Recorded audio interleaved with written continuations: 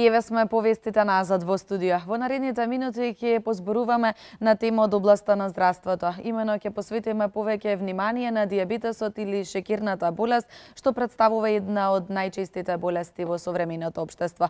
За таа цел ова утро ни гостува доктор Елена Левкова-Ќулумова, специјалист интернист во јавната здравствена установа Општа болница Велес. Добро утро, доктор Ќулумова, и добре ни дојдовте. Добро утро, фала на поканата и поздрав за гледачите. Так. Верувам дека оние кои што веќе се соочуваат со шеќерната болест знаат што е тоа, меѓутоа ајде да кажеме најпрво што представува оваа болест. Значи, сеопшто дефиниција за шеќерната болест што е прифатена сегдека е тоа дека е хронично прогресивно заболување со метаболно нарушување. Постојат и други објаснувања, но ова е една како најопшто прифатена дефиниција. Да појасниме што значи дека е хронично заболување, дека таа штом ќе се појави покачано ниво на шеќерот во крвта, трае до крај на животот, што е прогресивно, дека се вложува во текот на живењето и дека има потреба од постојано контролирање, односно мерењето на гликемијата, како и промена во терапијата, и што е метаболно, тоа значи дека има пореметување на метаболизмот на мастите, на протеините, а најповеќе пореметување на метаболизмот на јаглени хидратите, што води до хронично зголемувањето на ниво на шеќерот во крвта. Понатаму, тоа зголемување на шеќерот во крвта води до оштетување на крвните садови, што и соодветни симптоми се јавуваат во зависност кои органи се оштетени. Така, поради кои причини се појавува оваа болест? Значи, постојат повеќе причини за појавувањето на оваа болест, но постојат ендогени и екзогени причини, но најглавно е што се намалува лачењето на инсулин од панкреасот. Значи, инсулинот се произведува во нашиот панкреас, тоа е една жлезда со внатрешно лачење во стомахот, што се наоѓа зад желудникот или пак се нарекува меѓу народот и како гуштеровидна жлезда, затоа што потсетува на гуштер и во неговиот состав има разни клетки. Едни од тие клетки се и бета клетките што лачат инсулин. Инсулинот токму е предодреден за разложување на јаглени хидратите, односно за метаболизмот на јаглени хидрати. Шеќерот е потребен за животот на сите клетки, на мозокот, на бубрегот, на црниот дроб, и за да влезе самиот шеќер во самата клетка, потребно е инсулин. Значи, инсулинот е клучот за да се постигне гликорегулацијата, односно да се намали нивото на шеќерот во крвта. Сега причините за недостаток на инсулин може да бидат ендогени и екзогени. Например, ендогени се автоимуните заболувања, потоа екзогени се различни материи, штетни, да речеме, токсини, лекови, пестициди, бактериски, вирусни инфекции, сите тие доведуваат до намалување на ниво на инсулинот во крвта. Так. Дали има одредени статистики кои што бележат колкава е застапеноста на оваа болест, како кај нас, така и во светски рамки? Значи, болеста во современото живење е многу застапена, постојат статистички податоци и се мисли дека на светско ниво, според Интернационалната фондација за дијабет, дека бројот на пациентите со дијабет постојано расте. За статистика што е водена во 2014 и 2015 година, се мисли дека бројот на пациенти на светско ниво изнесува повеќе од 370 милиони луѓе. Тој број постојано се зголемува, затоа и рековме дека болеста има и прогресија, така да се очекува во 2035 година да се зголеми тој број до 540 милиони луѓе на светско ниво да заболат од дијабет. Секој 10 секунди умираат пациенти од дијабет, фактички умираат од компликациите што ги здобиваат од самата болест. И во нашата земја е алармантен бројот, затоа се и нарекува епидемија на современото живење. Се зголемува бројот на пациентите со дијабет и според истата таа организација, Интернационалната фондација за дијабет, бројот на пациенти во Македонија изнесува 170.000, од тие пациенти се 36.000 на инсулинска терапија. Исто така и за дијабетот важи правилото на половина. Половина од сите пациенти што постојат со дијабет во светот не се распознаени, односно не се дијагностицирани. Од таа половина што се дијагностицирани, половина не се лекуваат и од тие што се лекуваат, половина не се правилно лекувани. Значи многу треба да се работи на едукација и на водење на пациентите со дијабет. За подигнување на свеста за ова заболување. Секако. Кои се основните знаци, односно симптоми за појава на болест? Значи болеста лесно може да се препознае ако више има манифестни знаци за дијабетот, односно ако се многу високи вредностите на гликемијата, тогаш се гледа дека пациентот е нерасположен, има намален елан за работа, намалена концентрација, чувствува слабост, малаксаност, исто така жедност, чувствува суво грло, што има потреба од постојано зимање на течности, како во текот на денот, така и во текот на ноќта, бидејќи таа полидипсија, зголемено земање на течност преку уста, доведува до полиурија, односно зголемено мокрење. Тоа е исто така и во текот на денот и во ноќта, што го измачува самиот пациент, и полифагија, тоа е зголем внес на храна, иако пациентот слабее, но губи во телесна тежина. Тие се едни знаци што може да се распознаат кога болеста има заведено голем замав. Се јавуваат и мозолчиња, односно гнојни брунчиња по телото, посебно по вратот. Бавно зараснуваат оние гнојаници и рани што се наоѓаат по телото, сметење на видот и така натаму. Но има и состојби кога дискретно или многу малку е зголемено нивото на шеќер и самата болест останува непрепознаена на почетокот. На кој начин се поставува дијагнозата, кои анализи се користат за проверка? Значи едноставно се поставува дијагнозата, доволно е само да се провери шеќерот на гладно. Тоа редовно се прави во сите амбуланти и се проверува, како што викаме, фаст гликоза на гладно, а исто така се проверува и нивото на шеќерот после оброк. Тоа е постпрандијалната гликоза, односно 2 часа после оброк.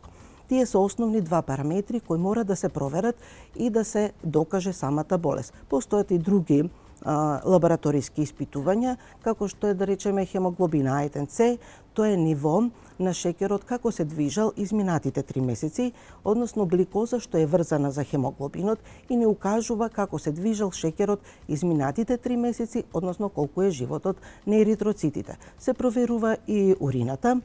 Значи, вообичаено во нормална урина не треба да постои гликоза, односно треба да биде негативна. А кај пациентите со дијабет таа више се појавува. Значи се појавува гликозурија.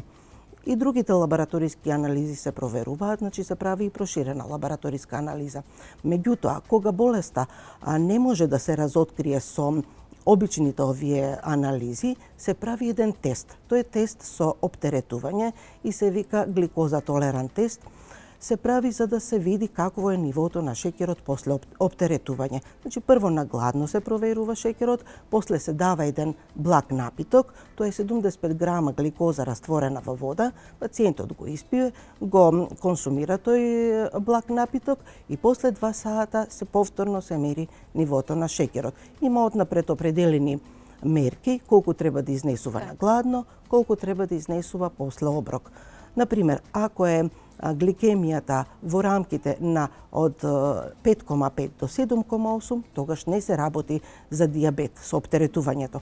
Ако е над 11, тогаш више сигурно можеме да кажеме дека се работи за дијабет. Значи, проверувањето на ОГТ тест или гликоза толерант тест е златен стандард во дијабетологијата. Какви типови на шеќерна болест постојат? Значи, постојат неколку типови на шеќерна болест. Прво е тип 1 дијабет или инсулинозависен дијабет. Зошто викаме дека инсулинозависен? Затоа што постои апсолутен недостаток на лачење на инсулин од панкреасот. Тој исклучиво се лекува со инсулинска терапија, се јавува кај помлада популација до 35 годишна возраст и најчесто причината за негово јавување е автоимуно заболување, а е поврзано со компликациите, посебно на ситните, на малите крвни садови или настануваат во текот на живењето микроваскуларни компликации. Тоа е тип 1 дијабет. Постои тип 2 дијабет, што се јавува кај повозрасната популација или како што е наречен инсулин независен дијабет. Значи, лекувањето започнува со таблетарна терапија, а понатаму како ќе се развива болеста, какво ќе биде однесувањето на пациентот, колку ќе го троши сопствениот панкреас, зависи и терапијата. Значи, посекако почнува со таблетарна терапија, а понатаму завршува со инсулинска терапија. Тие се два типа. Постои гестацијски дијабет, што се јавува за време на бременост, исклучиво кога се трудници заболуваат. Во нивната бременачки период се јавува покачување на нивото на шеќерот. Постојат и некои други ентитети, као например пореметена гликозна толеранција, нарушена гликемија на гладно и така натаму. Што представува самоконтролата на шеќерната болест? Значи, во секојдневното живење ние мораме да водиме сметка на самоконтролата. Самоконтролата тоа е желба, можност и услови да се пружаат за самостојно мерење на шеќерот во крвта со тие глукометри што ги нуди пазарот, да се проверува секојдневно шеќерот во крвта, како на гладно, така и после оброк. Значи, се подига свеста на тој начин кај луѓето за да ја контролираат својата болест. И затоа секојдневно, посебно тие што се на терапија, треба да го контролираат крвниот шеќер.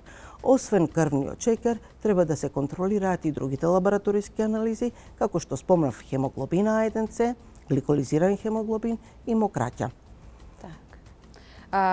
Доктор Килумова, би сакала да ве прашам дали постои одредена група на луѓе кои што повеќе се подложни на ова заболување, било тоа да е поради генетски фактори или не знам возрастна граница, некои такви предиспозиции? Значи има предиспозиција посебно крупните луѓе да заболуваат од шеќерна болест, оние што имаат централен распоред на масното ткиво или што имаат јаболковиден изглед на телото. Тие почесто заболуваат од шеќерна болест, исто така и генетиката има влијание на појавувањето, посебно ако се и двата родители претходно имале дијабет, и други фактори можат да влијат, например лекови некои што се консумираат за лекување на астма, за лекување на реуматоиден артрит, тие се кортикостероидите, може да предизвикаат јатроген дијабет. Каква е поврзаноста на шеќерната болест со другите органи и какви компликации може да предизвика покаченото ниво на шеќер во крвта? Значи, пред се покаченото ниво на шеќер во крвта предизвикува оштетување на крвните садови.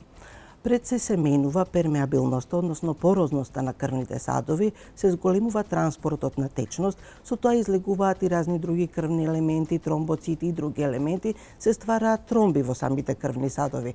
Тоа понатаму доведува до намалена циркулација во соодветниот орган и може да се појави соодветни симптоми во зависност од на кое место е настанато оштетувањето. Например, шеќерната болест прави оштетување и на ситните крвни садови и на крупните крвни садови, големите крвни садови. Например, големите крвни садови најчесто се оштетени на мозокот, потоа на срцето и на периферната циркулација, а ситните на очите, дијабетична ретинопатија, оштетување на ретина, потоа оштетување на бубрегот, оштетување на самиот нефрон или дијабетична нефропатија и оштетување на ситните нерви на нозите или дијабетична невропатија. Еден од важните фактори при исправувањето со оваа болест е секако исхраната. Што представува правилен состав на исхраната?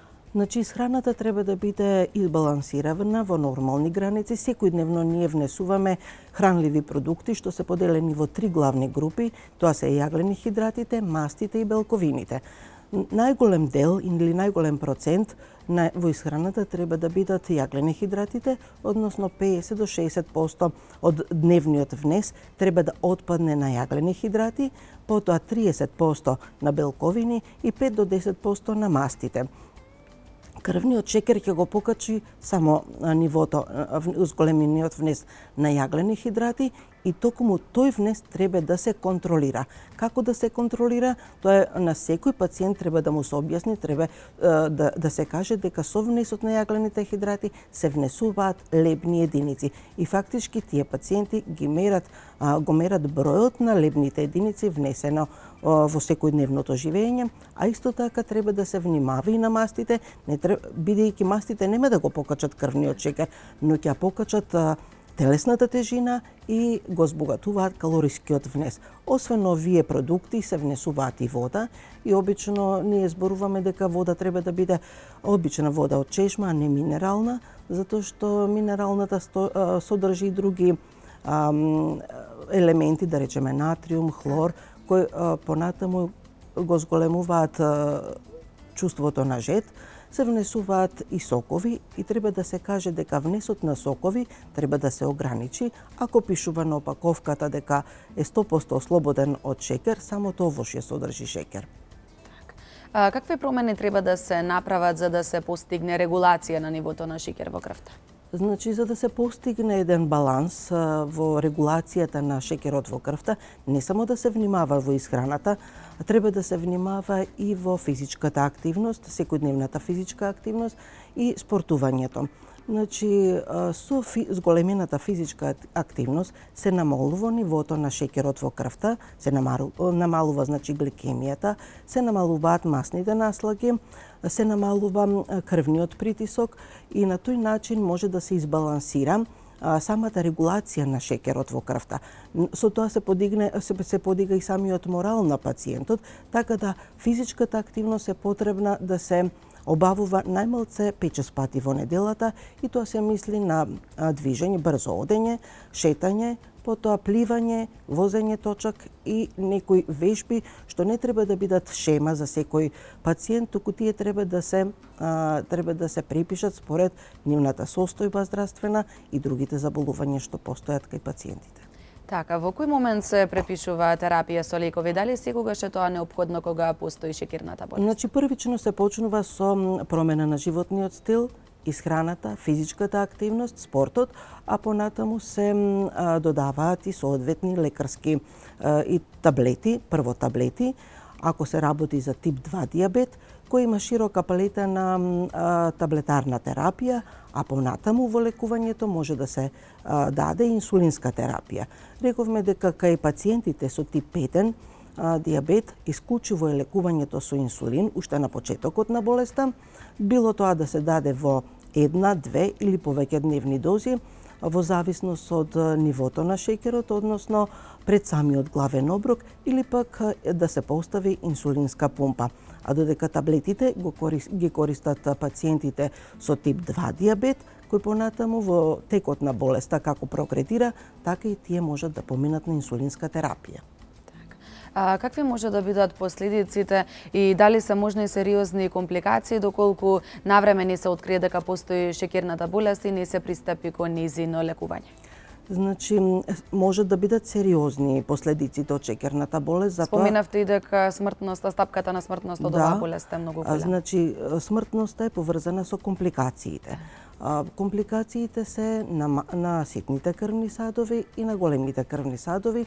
На ситните крвни садови настанува на очното дно, затоа често треба да се проверува очното дно кај овие пациенти, односно фундусот, барем еднаш годишно ако се работи за нормално очно дно или почесто во зависност од потребата. Потоа треба да се проверуваат бубрежните проби, односно уреа, креатинин и сите тие треба да бидат во граници на нормала кај диабетичари, затоа што ако не се води сметка на нивото на шекерот, може да настане и диабетична нефропатија. Потоа треба да се води сметка и на срцевите заболувања, бидејќи шекерната болест прави компликации на ниво на коронарните крвни садови, што често треба да се проверуваат и тие анализи, по потреба да се прави електрокардиограм, коронарен стрес тест, ехокардиографија и други дополнителни испитувања. Потоа се прави доплер на каротиди, односно тоа се доплер на вратните вени, да се види каква е циркулацијата, доплер на периферната циркулација. Многу е важно да се води сметка и на стопалата, бидејќи диабетичното стопало е едно од компликацијата што ја прави самиот диабет, така да и на тој начин може да се превенира самото диабетично стопало со тие чести контроли, доплер испитувања и испитувања лабораториски анализи на крвта. Така. Доктор Килумова, кога зборуваме за оваа болест, посебно внимание заслужува и појавата на хипогликемија. Што представува тоа? Значи, хипогликемија е како една акутна компликација на диабетот. Не постои пациент што не ја почувствувал до сега хипогликемијата, било тој да е на таблетарна терапија или на инсулинска терапија. Што представува хипогликемија? Тоа е намалување на нивото на шеќерот во крвта под 3 милимола на литар или 2,7 милимола на литар. И кои се симптомите? Симптомите се препотување, чувство на силен глад, немир, вознемиреност, тресење на рацете, чувство дека ете така ќе им се случи некоја непријатност. Значи има некој стадиум кога пациентот сам го почувствува тоа намалување на нивото на шеќерот во крвта, осеќаат глад да зедат некоја поголема количина на шеќери и така. Меѓутоа постои мајорна и минорна хипогликемија.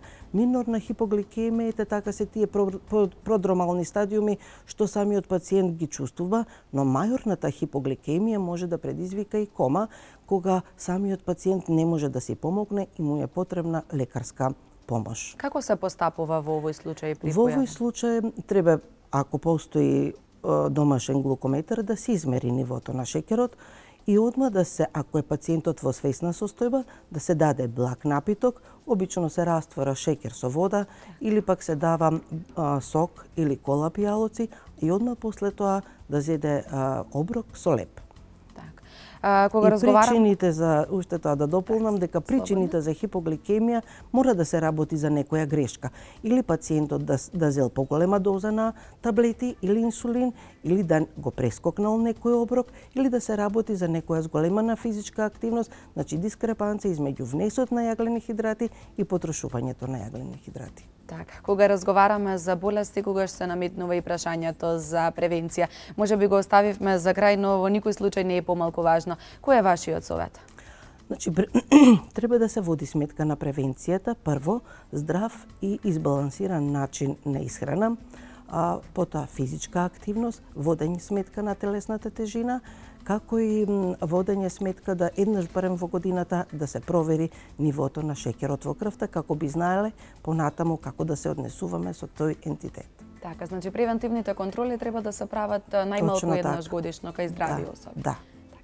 Доктор Килумова, јас ви благодарам многу на гостувањето. Верувам дека сето она што кажавте ќе им биде од корист на гледачите, особено оние кои за жал се соочуваат со оваа болест. Благодарам и вас на поканата.